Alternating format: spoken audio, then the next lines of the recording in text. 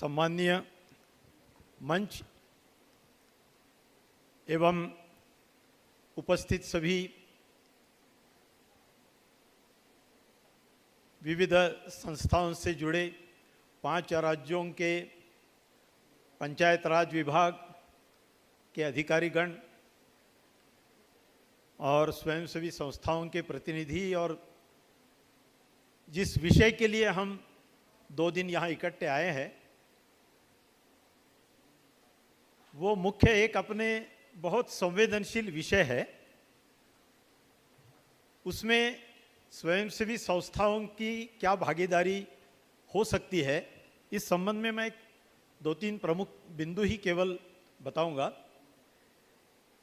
किंतु एक बिंदु मैं प्रारंभ में थोड़ा कहना चाहता हूं कि पेशा का जब हम सब लोग विचार करेंगे, शासन है, प्रशासन है, स्वयंसेवी संस्था है या जनजाति क्षेत्र का और गैर जनजाति समाज भी, सबने समझना चाहिए कि संविधान में अनुसूचित जनजाति क्यों किया है और उसका अनुसूचित क्षेत्र अलग क्यों किया है।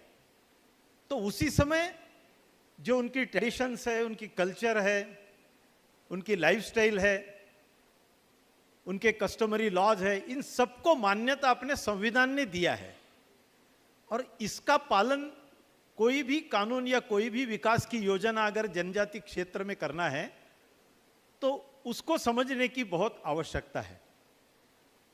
और इसीलिए जो कल हमने चर्चा किया कि जो पेशा की ग्राम सभा है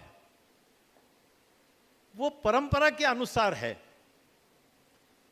तो वो परंपरा क्या है ये ठीक से सभी लोगों ने समझने के पश्चात ही इसका इम्प्लीमेंटेशन करने की आवश्यकता है। तो इसलिए एक पहला बिंदु मुझे ऐसा लगता है कि जैसे 2 दिन का यह जो कार्यशाला हुई, मैं सभी को धन्यवाद देता हूं, आयोजकों को और सहभागियों को भी, सबको। इसी प्रकार मेरा एक सुझाव है कि एक संवाद कार्यक्रम सभी राज्यों में होना चाहिए, सभी 10 राज्यों में।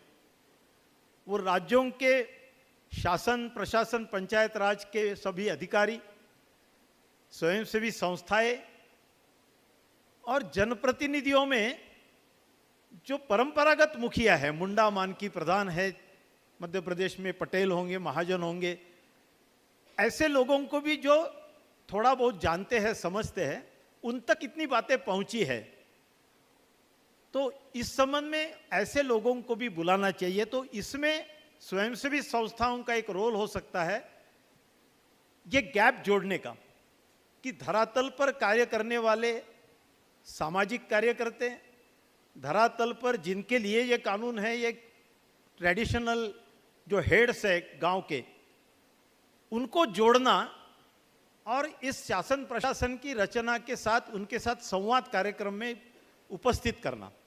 तो मुझे ऐसा लगता है कि इसी प्रकार से एक 2 दिन का संवाद कार्यक्रम सभी राज्यों में हो, जिसमें केंद्र के प्रतिनिधि जैसे यहाँ पर उपस्थित है, 2 दिन रह सकेंगे नहीं कार्य की उपलब्धता, लेकिन प्रमुख कार्यकर्ता केंद्र से भी, पंचायत राज मंत्रालय से उसमें उपस्थित रहे, ताकि सभी बातें समान रूप से सभी स्तर पर पहुंच सकती हैं।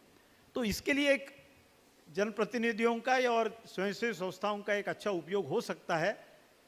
उसकी सहभागिता शासन प्रशासन ने निश्चित करने की आवश्यकता है। दूसरा मुझे ऐसा कहना है कि बहुत सारे राज्यों ने कुछ रचना की है पेशा मोबिलाइजर्स की, कि आखिर समाज तक यह कैसे पहुंचेगा। इसीलिए डिस्ट्रिक्ट कोऑर्डिनेटर है, ब्लॉक कोऑर्डिनेटर है, और पंचायत में जैसे मध्य प्रदेश में 4000 पेशा मोबिलाइजर है, 20 जिला के पंचायत राज के पेशा मोबिलाइजर है, 88 ब्लॉक्स में ब्लॉक मोबिलाइजर है। उनको ठीक से प्रशिक्षण देने का कार्य एनजीओ कर सकता है।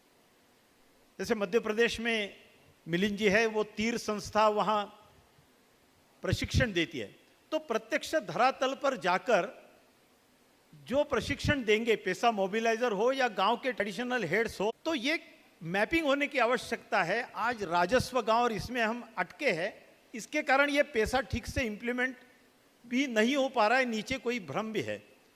इसलिए कस्टमरी, ट्रेडिशनल, कल्चरल बाउंड्री का मैपिंग करना ये काम भी एक एनजीओ कुछ समाज के सामाजिक जनप्रतिनिधि जनजातीय समाज के लोगों के साथ मिलकर कर सकते हैं। और दूसरा है कि पेशा कानून में और नियमों में जो अधिकार दिए हैं सेक्शन 4 में ए से ओ तक, उसके लिए किस प्रकार से प्रस्ताव बनाना चाहिए। गांव को आवश्यकता तो है, माइनर माइनिंग का उपयोग करना है और सभी बातों का है, डिस्प्यूट रेजोल्यूशन करना है, तो अपनी कल्चरल कस्टमरी प्रैक्टिसेस क्या क्या है, डिस्प्यूट रेजोल्यूशन कैसे हम करते हैं, इसका डॉक्यूमेंटेशन कुछ क्षेत्र में करना, उसी प्रकार से फिर हर ग्राम सभा इसका डॉक्यूमेंटेशन आगे चलकर कर सकती है। तो ये दो बातों के लिए जो पेशा मोबिलाइजर्स है उनका एक सघन प्रशिक्षण होना आवश्यक है, और एक बार नहीं, हर 2-3 महीने के बाद उसका रिव्यू लेकर एक 2-3 साल हमको करना पड़ेगा, तब जाकर इस बात को हम धरातल पर ठीक से पहुंचा सकेंगे। और तीसरी बात है जो पेशा को लेकर समाज में कुछ भ्रम भी है। गैर जनजाति समाज में, जैसे बड़वानी में जब पेशा के रूल्स आए तब बड़वानी में नॉन ट्राइबल लोगों ने एक मोर्चा ले लिया कलेक्टर के पास कि हम व्यवसाय नहीं कर पा रहेंगे, हमारी जमीन जब चली जाएगी, केवल जनजातियों के लिए क्यों है। तो ये पेशा कानून जनजाति क्षेत्र के लिए है, केवल गांव में रहने वाले जनजाति लोगों के लिए नहीं है। और उनके ट्रेडिशन में वो तो सब लोग साथ में रह रहे, वही कुमार हो, लोहार हो या और भी कोई लोग है तो मिलकर ही रहते हैं। उसमें भी अलग अलग उपजातियां हैं तो भी उनका एक परंपरागत देवी देवता एक ही है।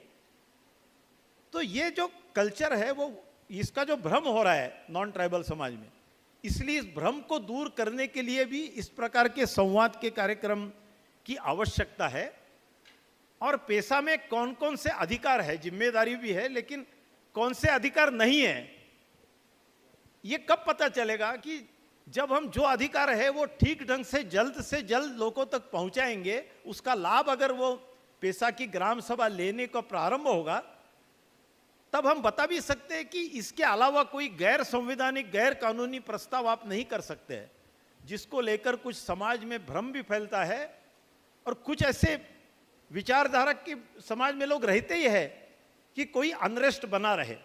इस अनरेस्ट को अगर दूर करना है तो सही ढंग से इन सारे कानूनों को लोगों तक पहुंचाना चाहिए। इसके लिए भी मुझे ऐसा लगता है कि केवल स्वयं एनजीओ पर अवलंबित न रहते हुए शासन, प्रशासन, एनजीओ और समाज मिलकर ही चर्चा करेंगे तो कोई भी अलग बात, और उस चारों की संवाद में जो बातों को निश्चित हम करेंगे उसी को हम धरातल पर ले जा सकेंगे। तो इन सारी बातों के लिए मुझे ऐसा लगता है कि स्वयंसेवी संस्थाओं का एक मीडिएटर के नाते एक बहुत अच्छा रोल हो सकता है, जो प्रत्यक्ष शासन प्रशासन नहीं कर पाएगा, लेकिन समाज में जो अच्छे लोग हैं, समाज जो जनप्रतिनिधि चाहते हैं, ऐसे लोगों को इसमें जोड़ने के लिए एनजीओ का एक बड़ा महत्व का रोल हो सकता है। इतनी बात कहते हुए मेरी बात को विराम देता हूँ। धन्यवाद।